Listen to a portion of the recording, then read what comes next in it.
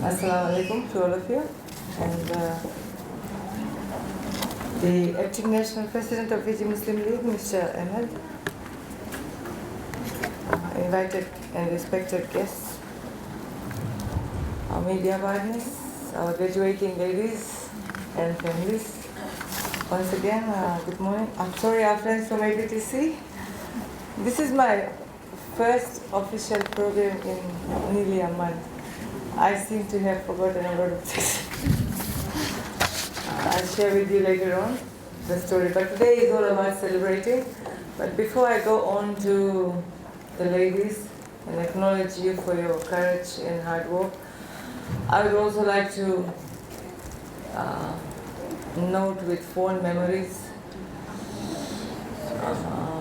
our late president, my chacha, father-like figure in my life. And for the last 7 years, whenever we had a function here, he's always been there at the steps, greeting me with his blessings and a hug. And I must say, today he's left a vacuum in all our lives. A true leader, a great son of the country, a man who had vision for Fiji, especially for the vulnerable community, women and children. So I hope the legacy that he has left behind will be carried on, and I pray that the Almighty give us strength to move on without him and carry on the good work that Chacha left us. Because he was family, on behalf of the family, I would also like to thank the League and all of us for the support given to us during the last 150 days. It's like 5 months gone so fast. And the memories he's left with us will be with us all our life. And this center is a good reminder of what he believed for his people. So Chacha, I wish that Allah grants you Jannatul Firdaus, and you will forever live in our memories. You will not be forgotten. And I just like to say that. So to all the women who are here, I'm sure you've had a good training here. Just before the session began, I was having a conversation with and I said, how can we help the women from here and onwards? You have the trainings. Social and economic empowerment is all about not only training you with skills, but also supporting you to ensure that the skills that you have used is put to good use. The example of successful graduates, successful people from the center is many. And we also would like you to add your name to the list of those successful women who have gone and graduated from the center, to be a change for your family, to be a change for this nation. And that support is something that we will be talking with the executives to see how best. Of course, the sewing machine is there. But what about the pastry? What about the cooking? So let me think about it, and we'll talk with the management. I'm sure we'll have something for you. Okay? We will not be forgotten. I've had many graduation ceremonies here. The last time we had the women from Doi coming here. I think the whole village came here for training. All the women from Doi village came here for training. We haven't forgotten them. There's a request on my table, which we will be looking after. As I said, I have been away for quite some time from the office. Now, on that issue, the message I want to leave to the women here is that we women are the frontliners in the home, within the nation. And it's very important that you speak your mind about anything that bothers you. You know, times have been very difficult. COVID has come and gone, but we are still reeling from the shocks of it. Families have left their jobs, lost their jobs. And I know it will take some time for us to bounce back to normal, but we are on the right track. The economy is on the right track. But for us women, who is there to listen to us? You have to worry about your children, you have to worry about where the food is going to come from, you have to worry about the education. But don't forget, you have to worry about yourself first. Now, as I lay alone thinking the last month, what is life all about? It's being about able to do good for others, but the first, it has to be you. Everybody's life goes on. Everybody's life will go on.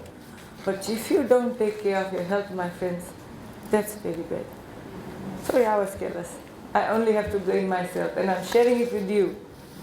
See your doctor. Take your medicine on time. Exercise. Eat healthy. Then only will you be able to look after your families. Your families need you more than anything.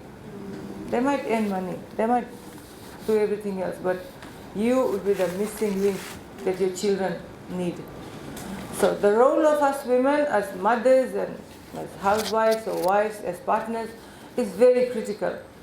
So my message to not only you, but all the women across the country is to ensure that your health remains your priority. And if you haven't started, please start now.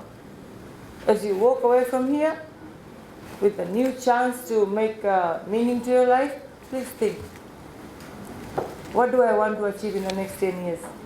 And number one should be good health. I was in a shock. I thought I'd never see this day. I thought I'd never walk and I'd never complete that task that was given to me. Positive mindset. My doctors got shocked. But it has to start with you. It has to start with me. So as we celebrate your success, as we thank all our partners, all the centers that the partner has, and all the donors, all our partners who have put their efforts, money and energy into training you to see today, that certificate is not just a piece of paper. It's something that's going to change your life, your family's life for good. You know, times are hard. And put your skills to good use, right?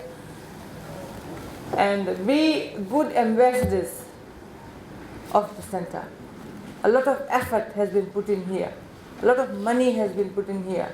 And we want the center to fulfill its purpose, and that is to empower women.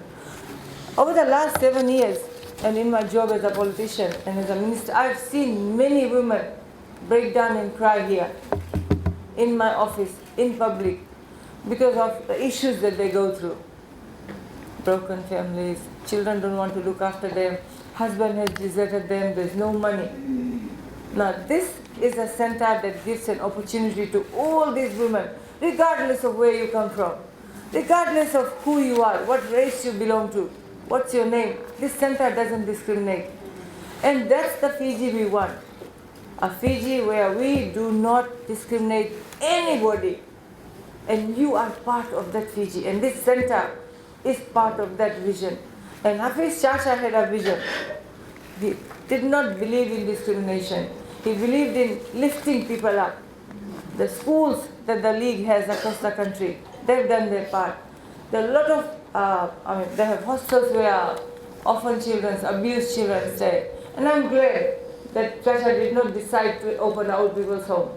Because that is a blight on our society. When I look at the cases of elderly left in our homes, believe me, just today we're going to bury one gentleman who passed away within our home.